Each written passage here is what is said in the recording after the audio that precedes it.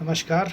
आज हम लोग एक विशेष प्रश्न का उत्तर खोजेंगे। सामान्यतः सभी लोग जो प्रश्न पूछते हैं तो एक बहुत बड़ा प्रश्न उठता है कि लोगों की शादी कब होगी। यह उन लोगों के लिए भी है जिनका विवाह अभी तक नहीं हुआ है और वो अपने लिए विवाह का समय जानना चाहते हैं। इसके साथ साथ ये उन पेरेंट्स के लिए भी है जो अपने बच्चों के लिए योग्य वर अथवा वधू खोज रहे हैं। तो जब किसी की कुंडली हम लोग देखते हैं तो उसमें विवाह कब होगा इसका निर्णय कुछ विशेष सूत्रों पर आधारित होता है और इन सूत्रों में कुछ सूत्र की चर्चा आज इस वीडियो में हम करेंगे। वैसे ये बहुत बृहद विषय है, किसी एक टॉपिक के ऊपर भी बहुत गहरी परिचर्चा होती है, पर हम कुछ आंशिक सूत्र की बात करेंगे। जैसे कि जब भी किसी व्यक्ति की आप कुंडली देखें तो यह देखें कि उसके सप्तम भाव में कैसी राशि है। ठीक है, यदि सप्तम भाव में चर राशियां हैं तो यह जान लीजिए विवाह शीघ्र होगा। यदि अचर राशियां हैं तो यह जान लीजिए कि विवाह विलंब से होगा।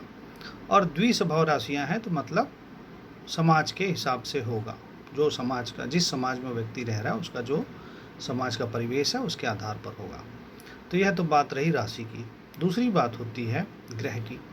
अगर तीव्र गति से चलने वाले ग्रह जैसे कि चंद्रमा है, बुध है, शुक्र है, सूर्य है, यहाँ तक कि मंगल भी है, ये यदि सातवें भाव को प्रभावित कर रहे हैं तो ये जान लीजिए कि विवाह सामान्यतः समय पर या थोड़ा जल्दी होने की संभावना बनी रहती है। पर यदि विलंब करने वाले ग्रह विशेष रूप से शनि, राहु, केतु और गुरु क्योंकि बहुत धीमी गति से चलते हैं, ये सातवें भाव में बैठे हों तो विवाह में विलंब कर देते हैं।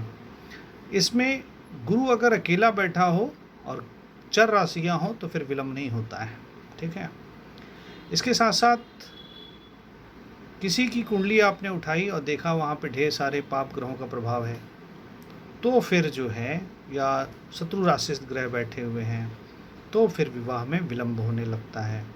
इसकी तुलना में यदि ग्रह स्वग्रही है, मित्र राशि में बैठा हुआ ग्रह है तो फिर विवाह सामान्य समय पर हो जाता है।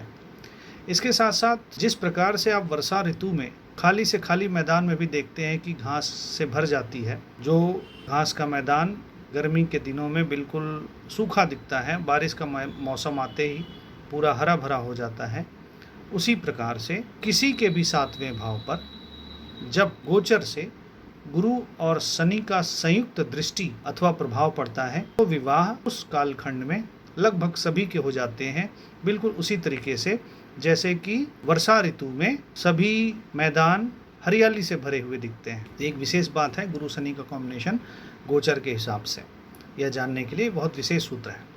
पर सिर्फ क्या सातवें भाव से ही होगा, तो इसमें और भी सूत्र है। लग्न कुंडली से सातवां देखें, चंद्र कुंडली से सातवां भाव देखें, इसके साथ साथ शुक्र से भी सातवां देखें, साथ ही साथ नवमांश की प्रथम राशि और सातवीं राशि को भी देखें।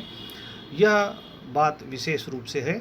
और ये जितनी बातें हमने बताई, लग्न की सातवीं, चंद्र की सातवीं राशि, शुक्र से सातवीं राशि, इसके अलावा नवमांश की राशि और नवमांश से सातवीं राशि, इनमें जो बली हो उसका विशेष नियम लगता है। बली कौन है, तो इस कालखंड में आप विचार कर रहे हैं उस कालखंड में यदि किसी ग्रह की दशा चल रही है, वो इनसे कनेक्टेड है तो वो चीज़ बली हो जाती है।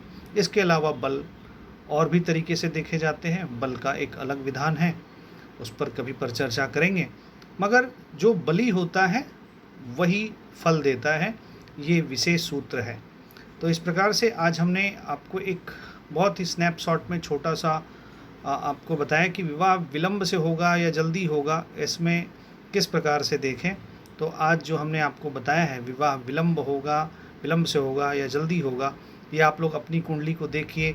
अपने आप यदि अपने बच्चों के लिए देख रहे हैं विवाह के लिए योग्य वर या वधू, तो उनका भी कुंडली देखिए।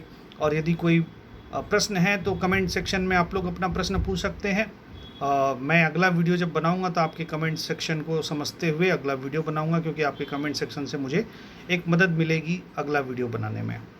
तो आपने इस वीडियो को देखा, मैं आशा करता हूँ आप इसे लाइक, शेयर और सब्सक्राइब करेंगे और जब आप सब्सक्राइब करेंगे तो मेरा हौसला बढ़ेगा और मैं आपके लिए और भी अच्छे वीडियो बना करके आऊँगा।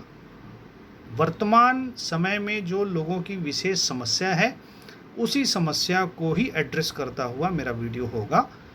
यह भी मैं अपनी बात बताना चाहता हूँ। तो आप लोगों ने इस वीडियो को देखा, बहुत बहुत धन्यवाद। नमस्कार।